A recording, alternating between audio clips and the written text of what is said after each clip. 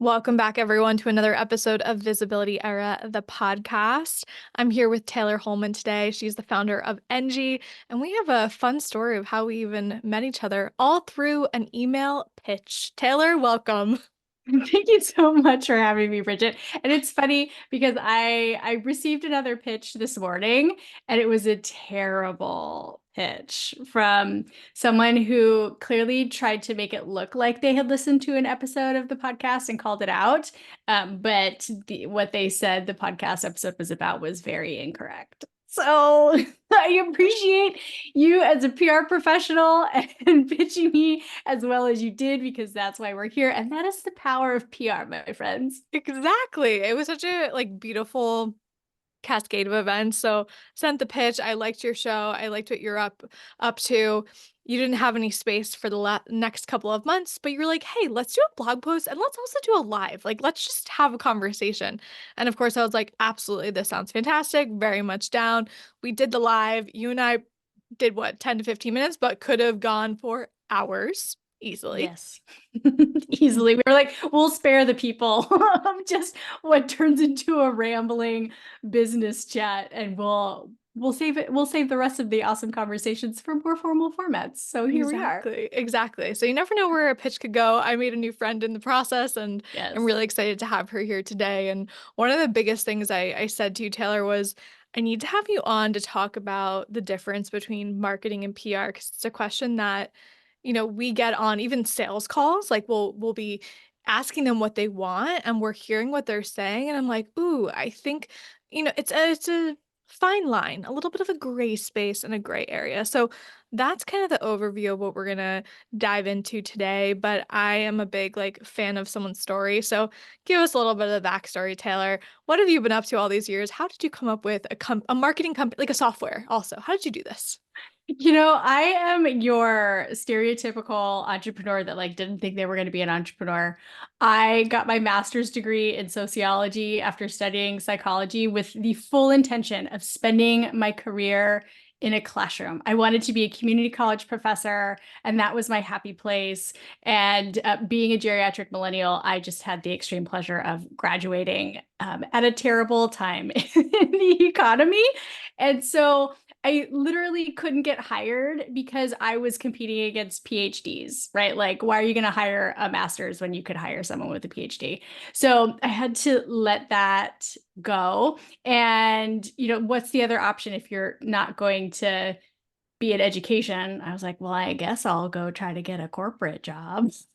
See how this pans out. And I worked for the YMCA for about 4 years running an after school program, kind of overlapping between grad school and the I need to go get a corporate job gig. And I ended up working at a software company, and it was very clear pretty quickly that it was too small of a sandbox for me to play in. Because when you are, even if you don't think of yourself as an entrepreneur in the moment, if you're someone who dreams big and has lots of ideas and also is really bothered by inefficiencies, then working in a corporate environment makes it just compounds those realities and you feel them really quickly. And so I played my one babe, can I quit my job even though I don't know what I'm going to do card. And I left the corporate world, had no idea what my next move was going to be. And I ended up getting connected with some small business owners here in San Diego, where I'm based.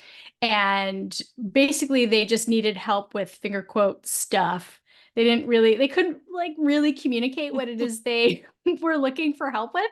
But it eventually turned out like they needed help with marketing and actually, in some cases, public relations. And I had dabbled in that at the YMCA and at my corporate job. And with my background in, studying people, I was like, this actually feels like a good fit. Like I get how humans sort of work as a group and how they think. And so I started reading all of the things, consuming every piece of information I could about the discipline of marketing. And thankfully, these small business owners were down to, be sitting next to me on the crazy train as I figured Learn this with all you. out. Yeah. And it worked. And so, like, I ended up one day having clients. I was like, I think I need to start a biz. I think I need contracts and like a way to collect money from people because Mm. I think these are what people call clients.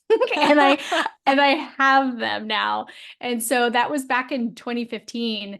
And so it was just like this kind of serendipitous, grouping or, sequence of events that led me here. And once I landed here, I fully realized that this is the space that I'm supposed to play in. This is the right size sandbox.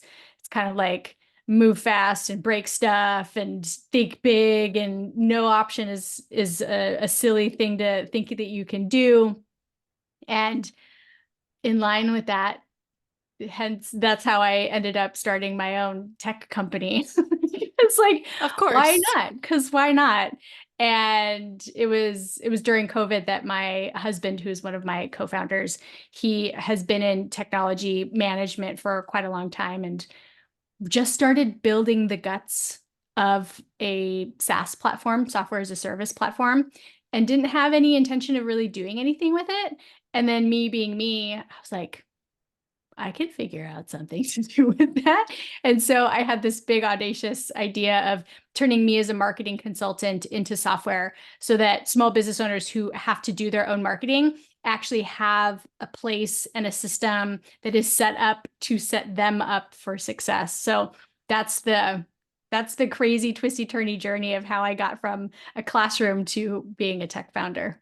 But of course. But of course. I mean, that's always how the journey is. It's never linear. It's like a No. windy road, although there are always puzzle pieces that make it all make sense when you look at it in reverse. That's how I always think of it. But one thing that you said I think is interesting is these business owners were like, I need help with stuff, not even knowing what they need help with. So I'm curious, like, what was your process with them? Because I think this is something a lot of business owners deal with. They know that they need help, they know they need some sort of support, that there's some kind of cog in the wheel. Where do you come in? What do you ask them, especially at that time? What were you asking them? Like, how can I help you? What was the questions? Yeah, I am someone who likes I like things to have their own homes, and I'm a very organized person. And so I typically lead any conversation with a business owner with like, tell me what's hard, right? And it's very open-ended, and it's in I intend for it to be open-ended because I just want the person to take that question, interpret it however they're going to interpret it, and then just word vomit all of all of their challenges and struggles and problems and deep dark things that they feel like they can't actually admit in public. And so for a lot of people, and for my first few clients, it ended up being a lot about they're just so busy working in their business that there were these pieces that they were like, I'm pretty sure we should be doing these things, but like no one can get to them. And we keep trying to get to them, but it's so disorganized and messy, right? So a good example is one of those first few clients is a florist. She's since retired, but she knew that a big part of what she wanted to do on the marketing front was be featured in online and in print publications. And that's very much public relations. But no one on the team could sit down and cull the photos from her wedding galleries and prep a pitch and actually get it out and follow up and do those mechanics of it. And so that's where I stepped in. I was like, well, I can create a quick little process for this. I also, we all have like little tricks in our pockets, but I also did drawing and painting for 4 years. And so I have an eye for, what's aesthetically pleasing. So I Mm. also did a really good job of culling like the best, 30 images from a gallery of 500. And so it was like, okay, what's breaking down about this process? What is standing in your way from a bigger picture goal? And then I have a friend who says, Taylor, you just like Rain Man things. I hear you. Right? You're just like, I could just look up and kind of see all the moving parts floating above my head. And I'm like, this, and this, and we'll put it together. And so I've just had this natural ability to take sort of disparate pieces of information that someone's telling me and actually understand how they're related to one thing and then identify what that thing is. So it's not, it's not like a science. It's not necessarily a like something that I could fully teach someone to do. I could help someone be more aware of what people are telling them, but it is just sort of one of the little superpowers that I've got. I love that. We got to own those superpowers. Yes. Yes. Gotta own them. They're ours Yes. for a reason. Mhm. Very cool. I love this. And that's a really good example of what a business owner might say. And then it's on the bottom of the list. And it keeps getting moved to the bottom of the list every single day. And then they're going to see the task go from like Tuesday to Wednesday to Friday to 3 months down the line and be like, okay, this never got done. So that's a really Yeah. good example of when they might need support and when to call someone like you in. Um, so I want to get to the meat and potatoes, and then I want to talk a little bit more about the software specifically and like what it Yeah. does. So, as I mentioned, like we have a lot of people who will come to us, and what I'm really hearing them saying is to me sounds a little bit more like they are looking for some marketing support. So, I'd love Mhm. for you to like kind of break it down. What do you see as the differences between marketing and PR, differences and similarities because they do cross over? They cross over a lot. And this is to anyone who's listening and feels and has ever thought like, am I just too dumb to understand this stuff? No, you're not too dumb. In the world of marketing, there is a lot of gray area, and there are a lot of things that cross over in between like the disciplines or how you do marketing. And so it fundamentally can be confusing. So like I said, if you think that you're like stupid for not understanding this, you are not stupid for not understanding this. This is kind of complicated. And so in the most broken down plain English way that I can help someone understand the difference between marketing and PR is marketing is the things that you do to talk about yourself so that people know you exist. PR is the things that you do to get other people to talk about you, to understand that you exist. And so they both serve the same objective, which is getting people to realize that your business exists, that your products and services are things out there that are available for purchase and for booking. Because if no one knows you exist, they can't become your customers or clients. And because they're both pointing toward the same objective, there are a lot of similar ways that you can do marketing and talk about yourself, but then also you can get other people to talk about yourself. And I think even a podcast is a great example, right? Like I have a podcast where I can talk about my own business, but then I also invite other people to come and talk about their businesses. And so it's a good example of that gray space of like, so is podcast or podcast PR or marketing? And the answer is they're both, Mm-hmm. right? So, I mean, there are a bunch of other examples. Blogs are another good example, right? Like you can blog on your own or you can contribute guest blogs. And, even things like any sort of content that can be swapped definitely sits in that gray space. Definitely. Yeah. And like, I think what I'm hearing from you, it's almost like, and I've said it like this too. When I hold my own microphone and I am like sharing the message, usually that to me falls a little bit more into that marketing category and it's on my own platform. When Mhm. I'm venturing into leveraging another person's platform, because then it becomes like the third party endorsement. It's like not Mhm. just you talking on your own platform. Obviously, we all think our own business is the bee's knees. Of course. 100%, you guys. But to have someone else, almost like a vetted third party, say, oh, yeah, like Taylor says this about marketing and like SaaS products, Yes. Jesus, SaaS. We got the SaaS about SaaS products. Like that to me is like where it kind of leans, I think, a little bit into that PR space. So, yeah, do you ever have people come to you wanting more of the PR functions? Or with NG, like, are you strictly more so in that marketing capability and components?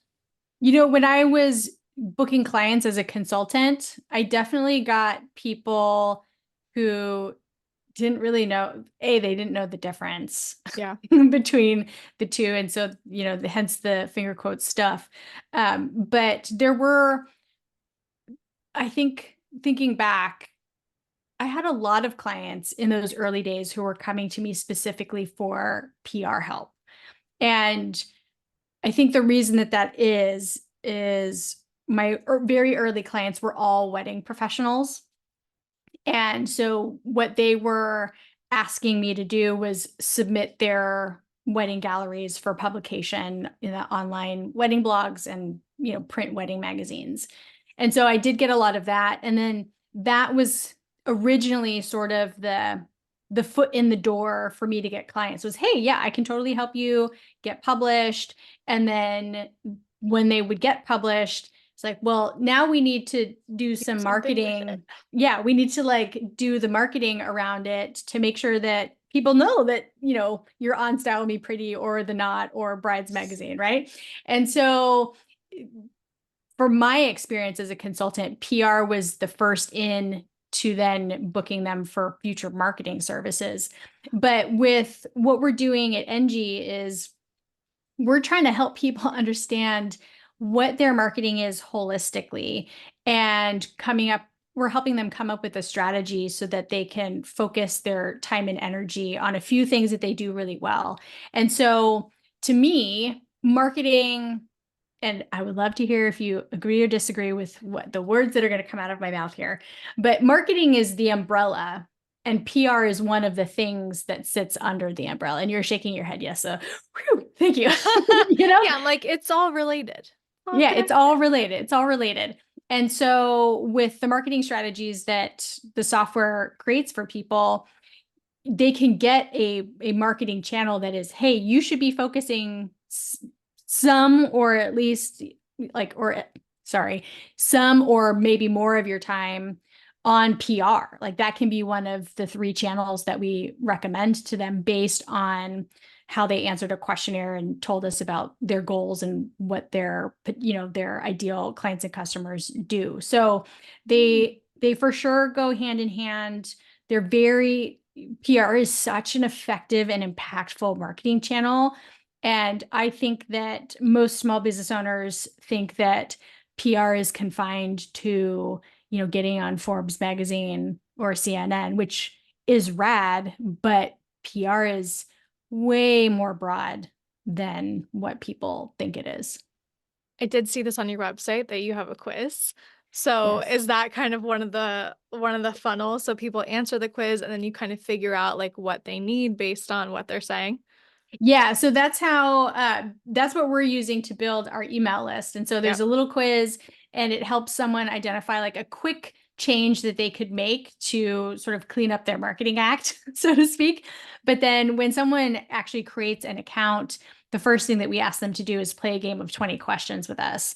And so it's questions about their business, their goals, who their customers are, what they're doing to on the marketing side right now. And then we created our own AI because my husband he's that kind of guy, that allowed me to take everything that's in my brain as a marketing consultant. And that's what powers how we create the strategies. It's not Chat GPT. It's like me as a human consultant, through the magic of technology, was able to take how I think of how people answer these questions and then, do that superpower, like picking and choosing and mapping things together so that the strategies are customized and personalized to Right. the answers that they gave us. So that questionnaire on the website is a fun little like I think it's like 4 questions just to help people sort of start to explore how they could make their marketing easier for them to handle. And then the meaty one is inside the account.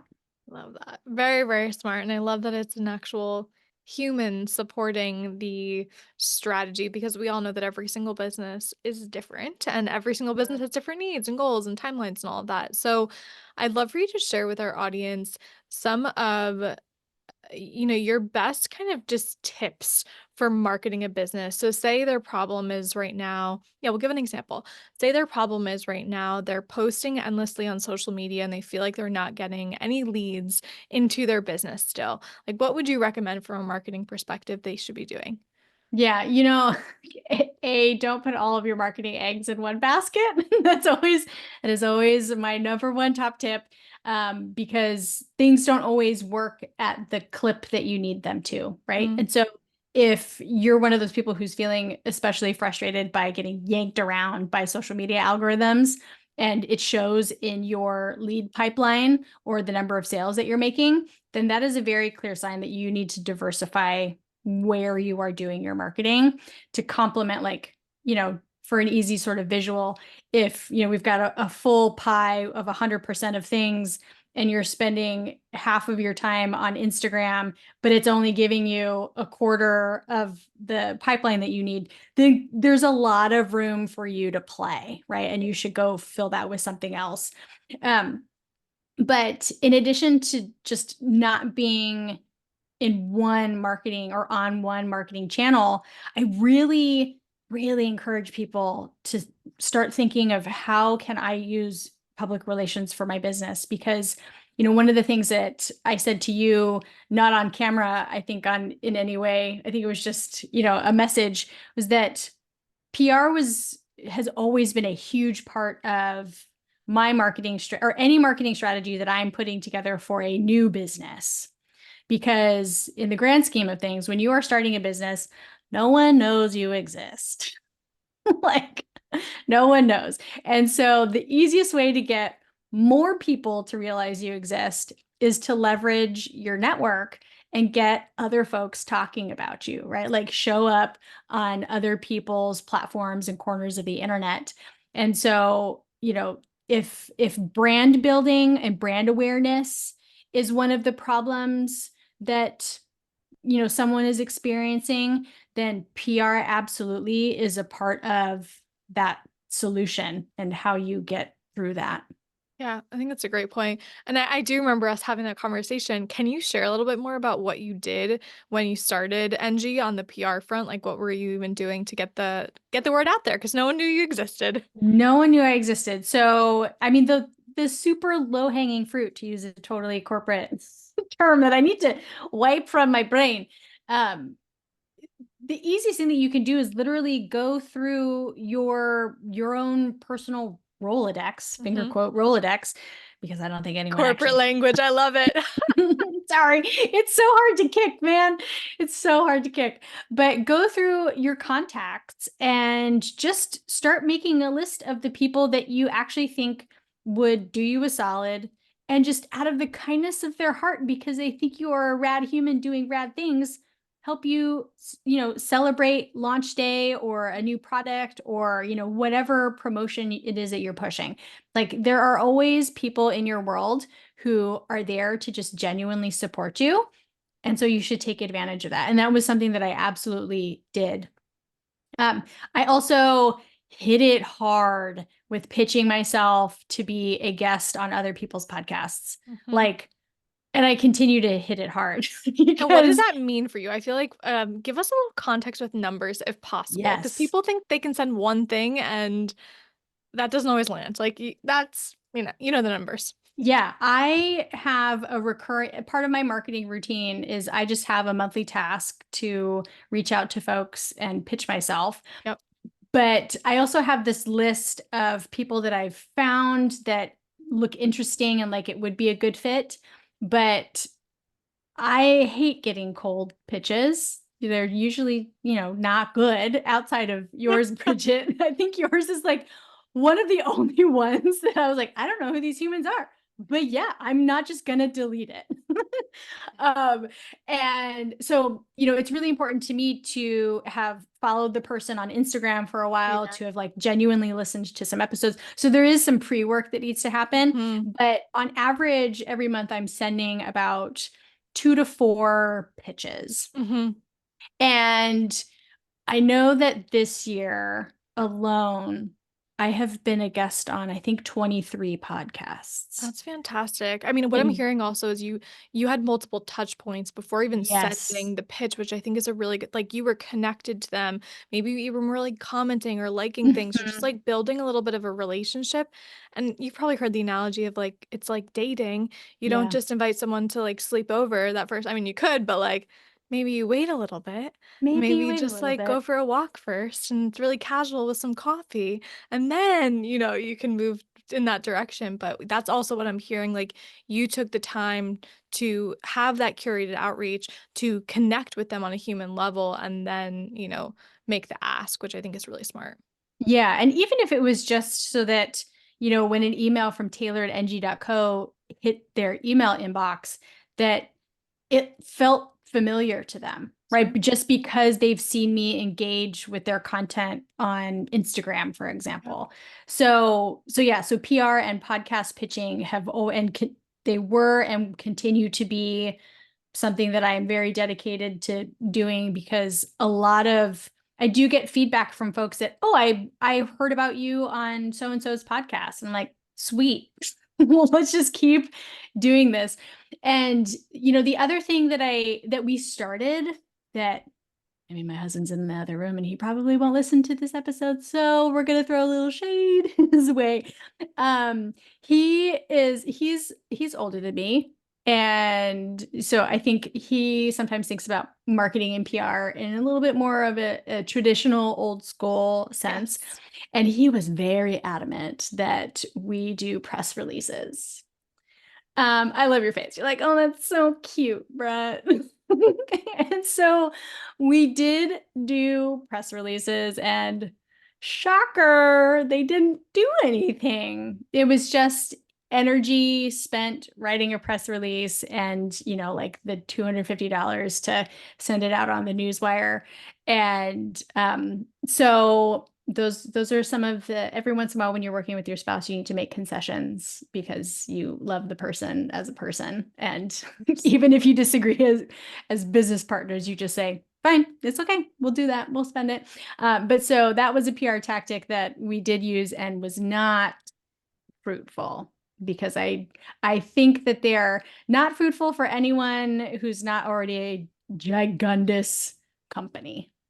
So We have like died on this hill talking about press releases because a lot of people in the more traditional sense, they think about PR equals press release. Like, I don't, they might even think that the words mean the same thing. Who knows? They might. Where I say that it's still useful is you will have potential SEO support because when someone types in NG, there might be an article from like PR Newswire or PR Log, like wherever you've sent it out, that does list, or like share that. So that's mhm. cool. Now, in terms of like moving the needle in your business, usually not unless like you said, you're a celebrity. We've seen it change for like product brands. So if like a product Mm, brand has a launch, we tend to see, or like a musician has a launch, yeah. it can work because you have to think about, okay, the writers are potentially going to be picking up those stories to potentially write about if it's interesting. Do they care about another business owner starting a business? Usually not. No, no, it's the brutal truth that they don't. The internet It's doesn't. it's So, truth. yeah. So, I am always someone who's down to have really honest conversations about what has worked and what hasn't. And so that's why I wanted to throw in the two things that worked great and one thing that was like, meh, meh. Those are great tips. And even the first one, it reminds me of like always kind of starting with the people that you already know, Mhm. because they are going to be your biggest cheerleaders. They might not be your client, but they still might at least share you. And you might be at least create that TOMA, top of mind awareness, to these people. So when someone looking for X, Y, and Z, they at least think of you and hey, oh, my friend just started this. Like you should really connect and at least be that connection. So it never hurts to ask, and it's not like you're asking them necessarily to like buy something. It's just, hey, would you share this with, if they have an audience, if they have an email list, if they have a phone, like, hey, would you share this to me? Yep. Or sometimes people legitimately just need to be made aware of it, Yes. because even if they're not going to promote it at any sort of scale, that one-to-one, if you have done a decent enough job of getting that information to get filed in their brain, then at some point there's going to be a conversation that they're having one-on-one with someone where they're like, oh yeah, you should totally, my friend's business does that or whatever, right? Like there is that level, like that it's almost like a micro impact that your PR effort can have, but it's still an impact. So it PR doesn't have to be something that's always done at scale, always done with national media outlets. Like it can be one-to-one, super local, micro level stuff. And so that's like everybody should be doing at least some sort of PR for their business. I love that. So as we start to wrap things up, I do want to hear a little bit about the platform itself. So if I like log in, create an account, sign up for the monthly membership, what happens? What does it do for me? Tell me everything. Yeah. So the things that people really struggle with when they're doing their own marketing is knowing what to do. Hence why all of my clients basically said, Tayler, just tell me what to do. It was like, once I realized that many people were saying that, that was one of the first light bulbs to go off. Then the next thing is everybody struggles with being consistent with their marketing, right? Because it's the age old, you wear all of the hats sort of story that we Mm, feel very acutely and sometimes very painfully every day. And then the last thing is people are always curious, what's working with my marketing? Where am I actually having wins? And so I already talked a little bit about how Enji makes it super easy for people to create a marketing strategy because that is step one. And all y'all are like basically out there running with your pants down because you don't have a marketing strategy for your business.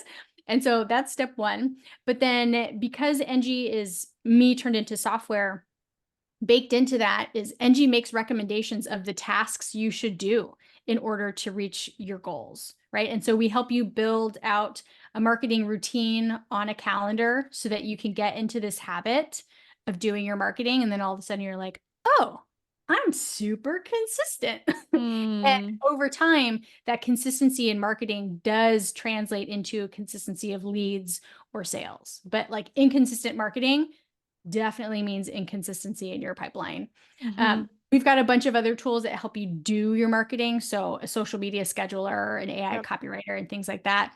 But then the tracking of the metrics, if you're anything like me and all you can do in a spreadsheet is highlight cells to get a sum, like that's as sophisticated as I get. We have this really great metrics dashboard with a bunch of integrations that turns the numbers into pretty charts and graphs so that, the snap of a finger, you understand where the trend line is going or be like what percentage of your leads, for example, is coming from what marketing channel. So, with all of those pieces, you make the plan, you do the plan, you track your results, and then that is how you get better at this over time because you're organized, you understand the marketing machine that it is you're trying to build for yourself. So, I mean, my personal goal is to take away everybody's excuse for not doing their marketing, but sort of systemically, I don't see anyone out there really standing on a soapbox for small businesses. Like all of the big players look at us solopreneurs as too small Right. to build something for. And that's why we've been relegated to doing our marketing across 7 different pieces of software. So we're trying to build, like what Canva did for Adobe products. We're trying to do that for things like HubSpot and Salesforce that are these big, complicated, expensive pieces of marketing software that none of us can afford No, no, and yeah. and require expertise, right? And most small business owners are not marketing experts. So like I'm just really trying to simplify this like complicated but super important piece of our businesses. I love that. And this is also why I was excited to talk to you. Like all both of our businesses are here for the underdogs. Like we're here Yeah. for the small businesses who came up with something cool and they want more people to know about it. And we believe that they should. And you said Salesforce, and it reminds me of when I used to work at Yelp and they had like we Mm, used Salesforce. That was our pipeline, our vetting, like all everything. However, for a small business owner, even having a contract for a month with a company, I don't even think you can do for a month. Like that's not yeah. even a possibility, just price wise. And Yeah. as you mentioned, technology and being able to even figure out how to use the software. So I love what you're doing. Cannot wait to see more from you. Where can Thank people you. find out more about you personally and, of course, NG? Yeah, so the website is enji.co, enji.co. Some company wants $300,000 for the .com, For the and com. I am not made of that kind of money.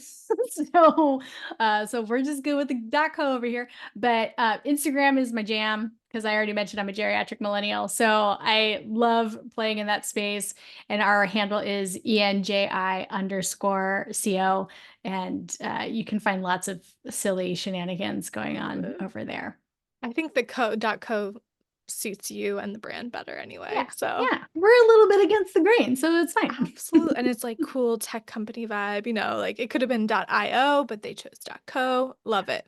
Fantastic. Thank you so much, Taylor. This has been such a great conversation. And thank you to everyone for being here today for another episode of Visibility Era, the podcast. We'll see you next week.